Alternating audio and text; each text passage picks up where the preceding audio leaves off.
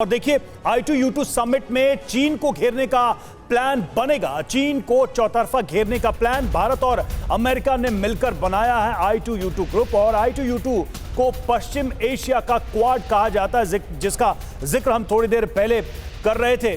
और चीन पर भी नजर रहेगी इस ग्रुप की।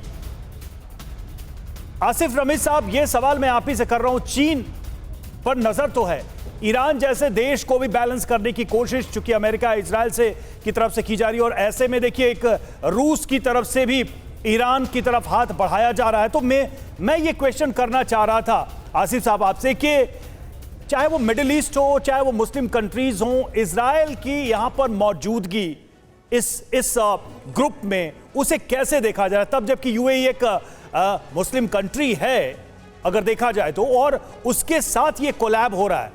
तो क्या ये एक नई ओपनिंग है, एक नए अप्रोच की शुरुआत है? इसको कैसे देख रहे हैं मिडिल ईस्ट के सारे जो मुस्लिम कंट्रीज हैं और जो दूसरे देश हैं जो खासकर इजराइल का विरोध करते रहे? देखिए, इसके कई पहलू हैं। सबसे पहले तो जब ये 18 अक्टूबर 2021 में कॉन्सेप्चुअलाइज हुआ था, उस वक्त की सिचुएशन कुछ डिफरेंट थी। उस वक्त ये यूक्रेन और रशिया का वॉर, या फिर आप देखें कि किस तरह से अमेरिका का पूरा फोकस जो है वो इंडो पैसिफिक की तरफ जा चुका था। और कहीं ना कहीं आप देखें, अगर अफगानिस्तान की बात करें, वहां से विड्रॉल हुआ, तो कई चीजें जो है वो बदली हैं। इस अब 2020 की भी बात करें, इब्राहिम अकॉर्ड की बात करें, चाहे उसमें 2-3 कंट्रीज जो शामिल हुए इजराइल के साथ, और उसके बाद अभी का जो वर्ल्ड ऑर्डर है वो ये बिल्कुल पूरी तरह से बदलता हुआ दिख रहा है। बहुत सी चीजें ऐसी हो रही हैं जो आपको और भी नई चीजें देखने को मिलेगी। चाइना के लिए कई परेशानियां तभी शुरू हो गई थी जब यहाँ पे क्वाड का एक मामला आया, फिर ऑकस आया, फिर ये वेस्ट एशियन क्वाड का जो इसको नाम दिया गया।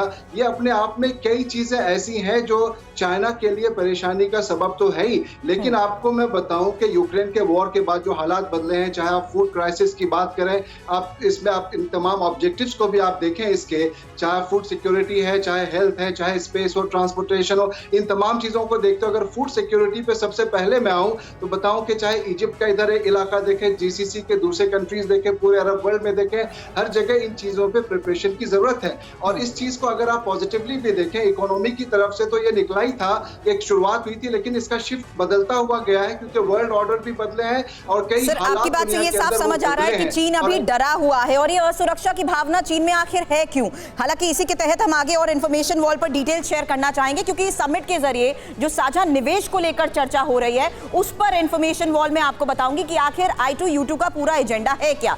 अब I2U2 के एजेंडे के तहत सबसे मुख्य चर्चा विश्व खाद्य सुरक्षा संकट को लेकर इसमें होने वाली है। इसके अलावा आपसी सहयोग जिस तरीके से बढ़ता जा रहा है, उस पर बढ़ता ऊर्जा संकट, जो हालात अभी बने हुए हैं, साथ ही चीन के मुद्दे पर भी अपने एक्सपर्ट्स के साथ हम बात कर रहे हैं और ये जानने की कोशिश कर रहे हैं कि अगर I2U2 के तहत इस समिट में इन मुख्य बिंदुओं पर चर्चा की जाती है तो चीन इतना इनसिक्योर क्यों हो जाता है। क्योंकि रूस यूक्रेन जंग के बाद से जो हालात बने हुए हैं, जाहिर सी बात है उसके बाद जो आर्थिक स्थिति बनी हुई है और जिस तरीके का संकट पैदा हो गया है, उसके तहत इन सभी देशों की अपनी जो स्पेशलिटी है, किस लिहाज से वो निवेश कर सकते हैं, उस पर चर्चा होनी बहुत जरूरी है। अब मैरीटाइम सिक्योरिटी और ट्रांसपोर्ट को लेकर भी चर्चा करनी जरूरी है, और इंफ्रास्ट्रक्चर डेवलपमेंट के साथ साथ डिजिटल इंफ्रास्ट्रक्चर पर भी I2U2 की इस समिट में, इस क्वाड में एजेंडे के तौर पर चर्चा होनी बहुत जरूरी है।